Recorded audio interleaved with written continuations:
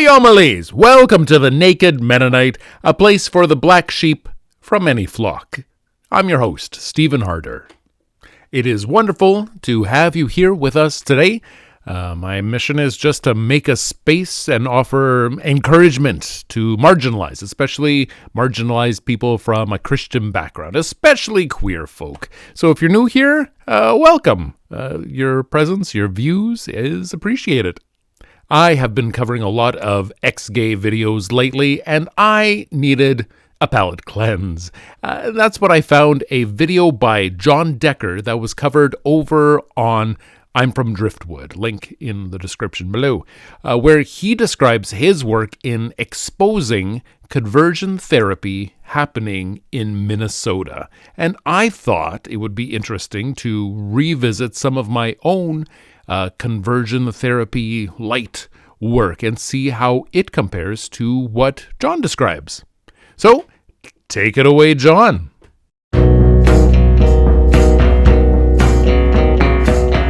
My name is John Becker. I'm from Green Bay, Wisconsin. I knew I was gay long before I knew what word to attach to it. I knew that the feelings that I was feeling were directed towards other boys and not towards the girls. I didn't know that made me gay. I actually found out I found that word out on the playground when other kids would call me that. Oh, that is brutal. It's a bit different from my experience. Other people suspected my sexuality before I did, but I was oblivious to all of that as a kid. It wasn't until I was in my mid-teens that I realized that maybe I was different from others. And because this was also during a time when I was working really hard to fit in within my Christian community, I believed them when they said that those types of desires were wrong, were bad. Plus, also, my unsaved parents probably would have been pretty affirming, I think. So my teenage rebellion also told me that since they didn't know what they were talking about, they would be wrong, and my church community did know what was up, so that meant, no, I wasn't gay. Always trust your church over your parents. Throughout that whole struggle, my prayer, my thought was just I would ask God to take it away. I was hurting myself. I was inflicting pain on myself. I was praying rosaries. I was doing everything that the Catholic Church and all these saints' lives and all these prayer traditions said to do, and nothing was working. Yeah, I hear that and I understand that. So I started seeing my first Christian counselor when I was in grade 12. I guess I was 17 at the time, and lust was a big issue for me. Just that desire for porn was something I had no control over. Just spending hours at a time whenever I could. It was definitely running my life, if not ruining it. It was a problem, definitely. I was definitely seeking it out to fill something going on within me.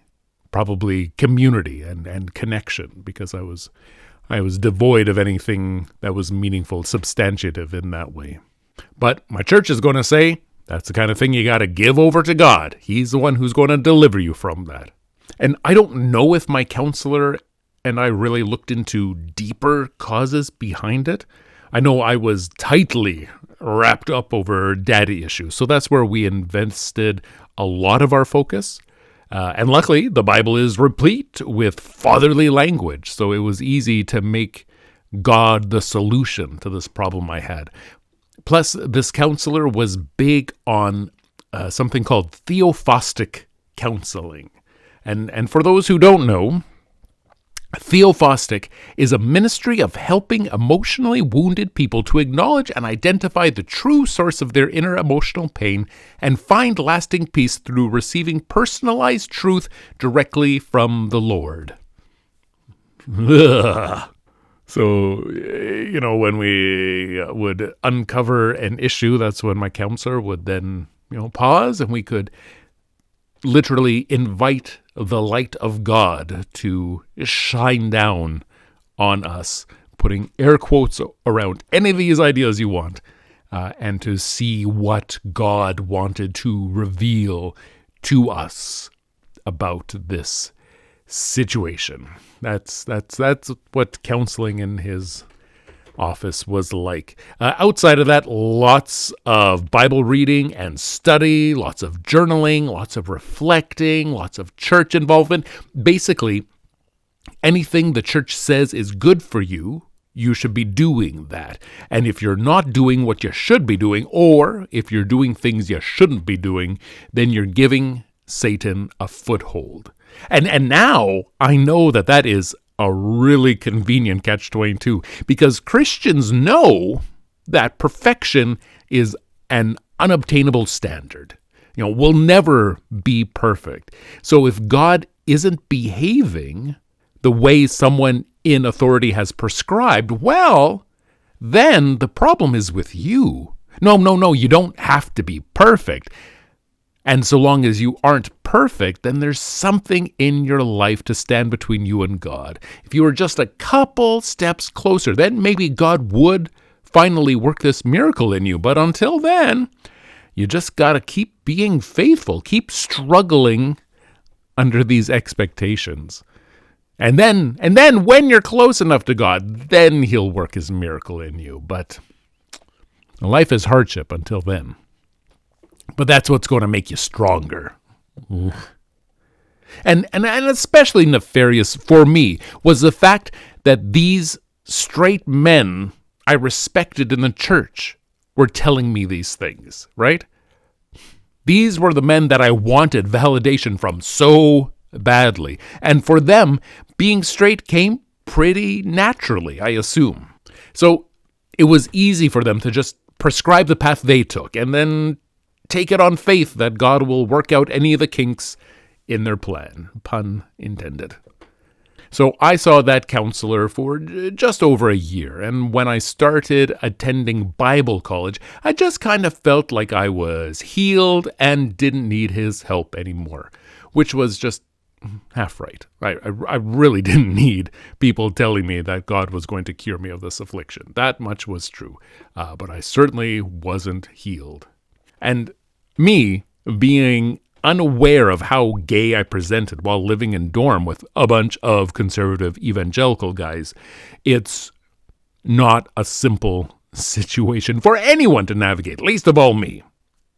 But the college was small enough that everyone else was pretty straight acting, so I never had to deal with the temptation of messing around with another male student.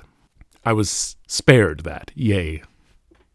Though there was one other girl in my class who was similarly othered from her clan for being just too weird, too socially awkward, too different. And she would have done all kinds of things with me, given the chance, I'm quite sure. About 4 years later, when I was in my 20s, I was working with a missions organization that sent young folk out to the mission field to go and preach. And I was really dedicated to my faith and the gospel, and this was the next step on my path to full-time ministry. And also, this sexual burden was really heavy for me, and it was dragging me down. So I confessed my struggle to the executive director of that organization, and he was sympathetic. He wanted to help me rather than punish me. Again, straight older man says, this is the path to my validation, and I am all over it. Please just tell me what I need to do for me to be validated by you. Ugh, so desperate. So he signed me up for an online sexual purity course, right? And this is in 2003, so doing things over the internet was still pretty new, pretty wild. And I was taking this course while I was working for the missions organization. And this course, again, involved lots of Bible study and reading and responses and daily accountability to your online mentor, which I attempted valiantly. So on top of these studies, you also need to abstain from sexual sin, right? So no sex outside of marriage, no looking at people lustfully, no making the Cyclops cry. And that last one was really hard for me. The other two were, I could manage, but that last one, like, the Bible doesn't talk about doing the 5-finger shuffle. And when I would ask my mentor about it, he would say that it was a sin and to not do it anymore. And then I'd ask why, and he'd say because. He just could not provide a satisfactory answer. And when I eventually got kicked out of the program, I asked what the rationale was, and he said that I was not broken before God. I didn't just bow down and do what he said, and that meant that I was not broken before God, which was devastating, right? I just so wanted to be validated by these straight men, and it just wasn't going to happen. So I told the executive director of my program what happened and why I wasn't taking the course anymore, and he thought that rationale was silly. He thought that I clearly was broken before God, and he needed to find a different plan of action for me, another lifeline. This time, an alumnus of the organization, someone who was involved with the missions team way back in the day, he was actually running an ex-gay counseling service. So once a week, I'd have a little phone call with this guy who was gay, but then God gave him the power to overcome temptation. So yes, he is still attracted to men, and it's a drag on his marriage, but he and his wife are patient, and that's just how they live their day-to-day lives. And I think of all the Christian counseling I received, this was the least destructive. I guess because the aim wasn't to make it so I would never feel these things again, but more to give me the skills to cope with them, I guess. Not trying to erase that part of me, but just to find a way to section it off, to keep it under wraps, under control. I don't know. That was my closest interaction with Exodus International, which was the biggest ex-gay ministry program running at the time. But all of this counseling was rooted in thought policing and emotional control and manipulation, when all I wanted was validation and affirmation. What would have happened if one of these men would have just said, you know what, that doesn't actually matter. Just keep doing your best. You do your best. That's all God wants of you, and that's all that I want of you. And I'm not scared to show you love. Alas, just makes me extra grateful to be in the relationship I'm in now, where the man that I love is able to give me that type of unconditional love that I was looking for all those years. But it was finally when I tried to end my life, that was what sort of snapped me out of it, to realize that, yeah, I needed to somehow make peace with it. In 2011, we moved out to Vermont so I could take a job with an organization that fights back against anti-LGBTQ religious extremism, the pray away the gay myth, conversion therapy, and things like that. A lot of attention started to come to the quote-unquote Christian counseling clinic that she and her husband ran in Minnesota. That clinic, there had long been rumors swirling around it that it offered conversion therapy. They had always denied it, and nobody had ever been able to independently verify whether or not the rumors were true. So we decided that we were going to go in and try to verify these rumors ourselves to see whether or not they were true.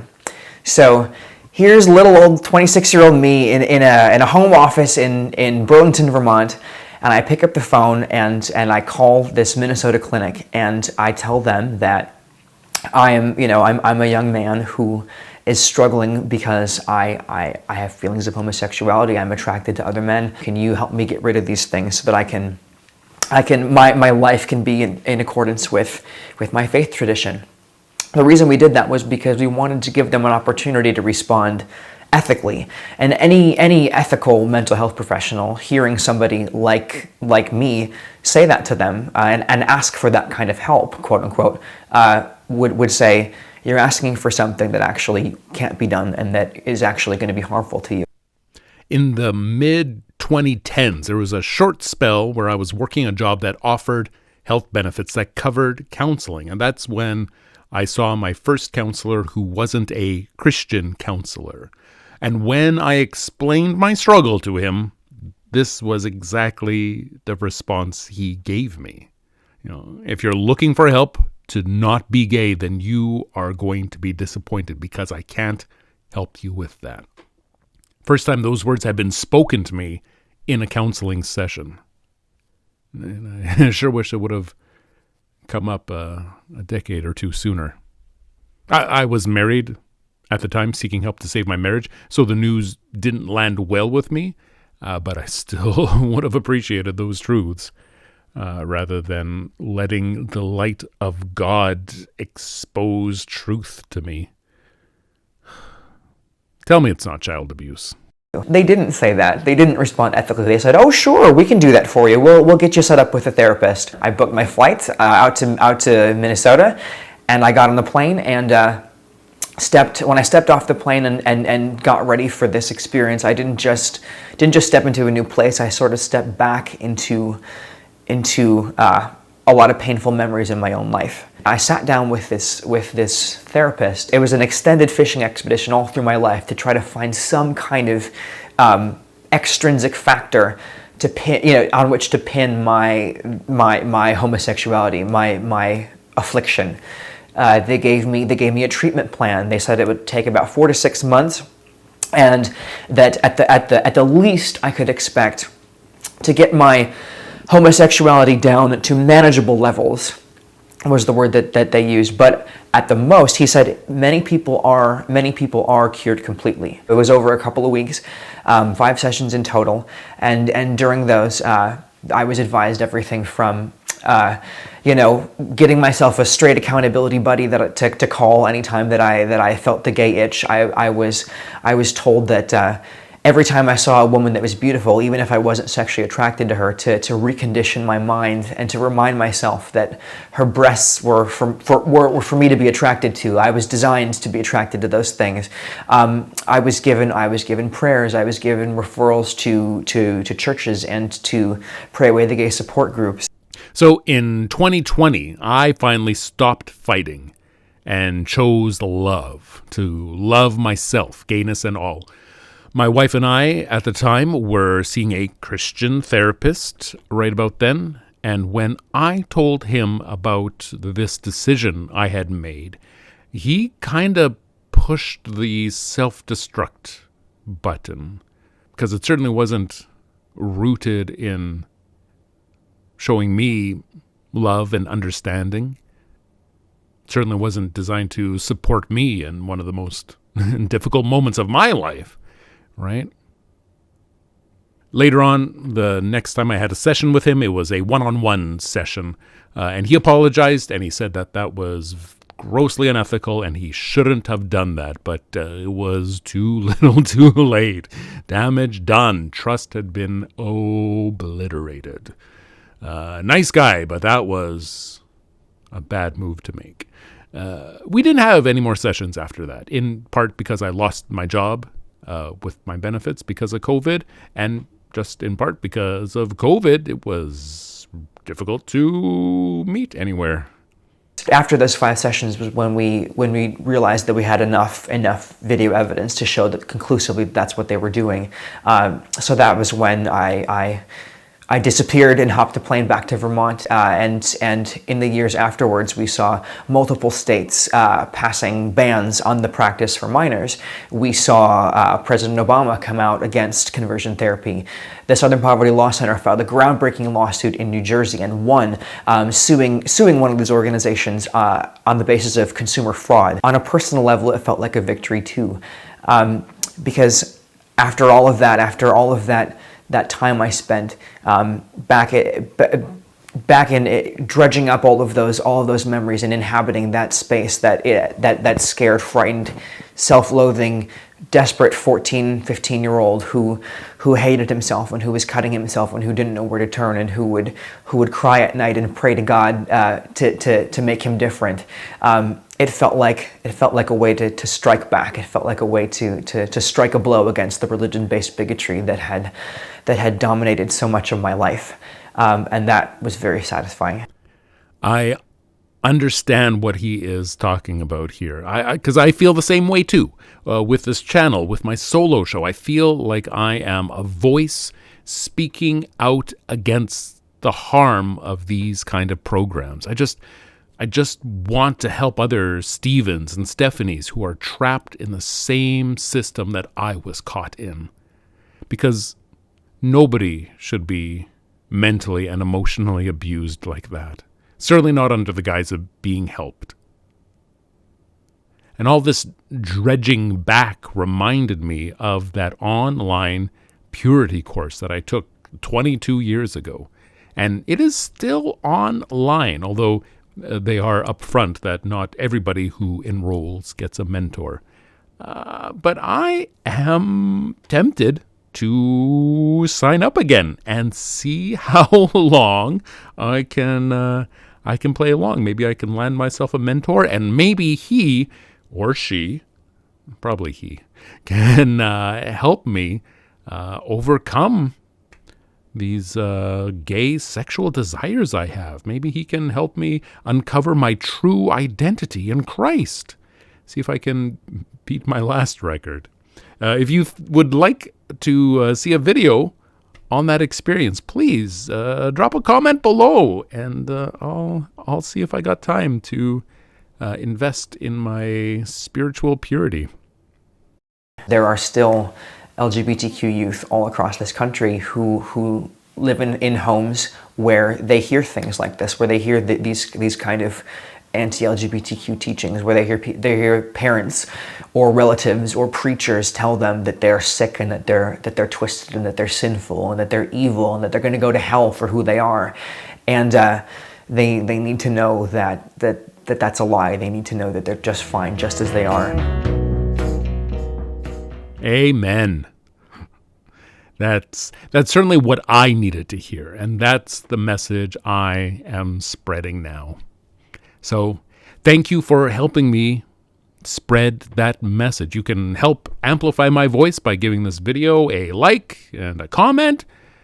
It helps the algorithm a lot, and it's also really encouraging to me. It's just me on this side over here. I don't have a team of people working with me, so every like, every comment, every sub is really encouraging and makes a big impact on me. So thank you for being a part of this new ministry that I am starting up here. Until next time, this is Stephen Harder reminding you that underneath our clothes, we are all naked. I'll see you next time.